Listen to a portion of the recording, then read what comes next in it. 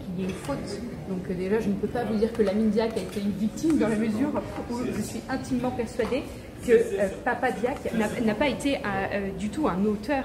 Donc non, Lamine Diack n'est pas une victime de son fils. En revanche, les deux sont victimes peut-être de leur talent, ça c'est un fait. Et ils sont peut-être victimes du lien de filiation qui les lie, et ce lien de filiation a fait naître les pires suspicions. Mais une suspicion, une intuition, c'est rien. Je commencerai par dire que mon client est soulagé. Il est à la fois soulagé et fier.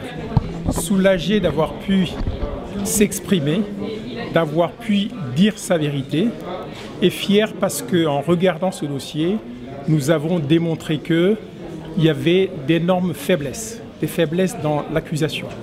Et aujourd'hui, il considère qu'il est injustement mis en cause, il n'y a aucune preuve contre lui. Le parquet reconnaît lui-même qu'il a des doutes, sauf qu'il est vraiment contradictoire. Il est contradictoire parce qu'il affirme à la fois le doute et fait des réquisitions extrêmement sévères. Des réquisitions sévères pour un homme qui a 87 ans, pour quelqu'un qui a toujours servi le sport et dont la culpabilité n'est pas du tout démontrée. Donc Lamine Diack compte sur le tribunal. Il attend avec beaucoup d'impatience et de sérénité la décision qui, on l'espère, sera une décision courageuse. Vous connaissez quand même que votre client a fait des erreurs. Lesquelles? Bon, écoutez, vous n'avez jamais fait d'erreur dans votre vie. C'est un principe de chaque vie humaine, c'est de faire des erreurs, des maladresses. Il en a fait, il l'a reconnu, bon voilà, très bien. Et il y a un autre principe qui est celui qui, dans une démocratie, qui fait qu'on condamne quelqu'un, surtout pour des infractions de cette nature, que si la preuve est rapportée de façon solide, claire, précise. Cette preuve n'a pas été rapportée par les deux représentants du parquet. Et nous disons même que c'est précisément parce qu'au fond d'eux-mêmes, ils savent bien que ce dossier qui est parti comme ça, comme une fusée, du fait de la découverte tardive par un certain nombre d'acteurs et de responsables publics de cette culture du dopage qui pouvait exister en Russie ou ailleurs, est parti comme une espèce de fusée. Et finalement, aujourd'hui, pour nous, ce dossier s'est complètement dégonflé. Et que du côté du parquet, la tâche était vraiment très difficile. Et la longueur de leur réquisitoire était, à notre sens, inversement proportionnelle à la qualité des preuves du dossier. Donc il ne faut pas vendre la peau du jugement avant qu'il soit séché, mais nous sommes confiants dans le fait qu'une décision de relax pourra intervenir. Vous dites que l'erreur qu'il a commise, c'est d'avoir fermé les yeux sur les suspensions. Oui, écoutez, je ne sais pas, on va pas revenir là-dessus. Il était, vous savez, c'est pas un crime, hein, il avait fait une œuvre fantastique avec permettant l'internationalisation, la modernisation de la fédération. Il y a là un comportement qu'on peut apprécier de mille ou une façons. En tous les cas, ça n'est pas une infraction, c'est tout.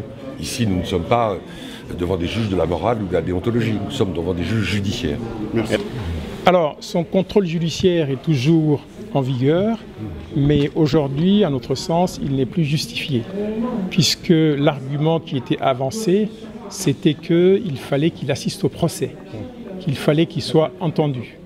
Maintenant qu'il a été entendu, il n'est plus, à notre sens, justifié qu'on le maintienne en France.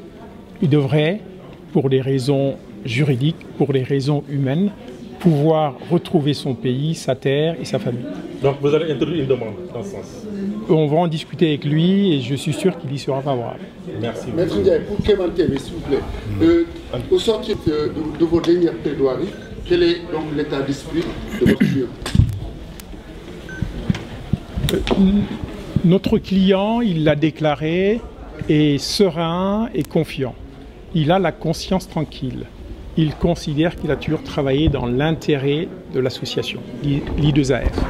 Et donc aujourd'hui, il attend avec beaucoup de sérénité le jugement qui interviendra au mois de septembre. Juste une dernière question, mais rapide. Si vous deviez résumer vraiment votre ligne de défense après ces 6 jours de procès. Ligne de défense simple que vous avez présentée à la présidente et au juge, c'est quoi finalement la ligne de défense de M. Lamine Diack, à la fois par rapport à ce qui lui est reproché en termes d'abus de confiance et ce qui lui est reproché par rapport à la corruption? La ligne de défense de Lamine Diack est de dire que lui a toujours travaillé dans l'intérêt de l'association et que jamais il n'a demandé de contrepartie. Donc il n'y a pas de corruption, il n'y a pas d'abus de biens sociaux, donc il n'y a pas d'abus de confiance. Et par conséquent, tout ce qu'on lui reproche, c'est avec des approximations, c'est en faisant des liens avec des mails, des coups de téléphone, des SMS dont il n'est pas l'auteur et qu'il n'a pas reçu. Et par conséquent, lui a la conscience tranquille et nous considérons que le droit doit être appliqué et non pas la morale.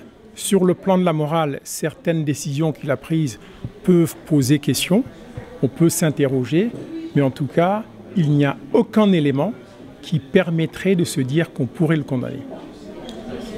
Il n'y a pas de corruption. Il n'y a pas de corruption. Il y a eu une corruption en Russie par des Russes, sur des athlètes russes. Mais il n'y a pas de corruption dans laquelle le père ou le fils Diack n'est impliqué.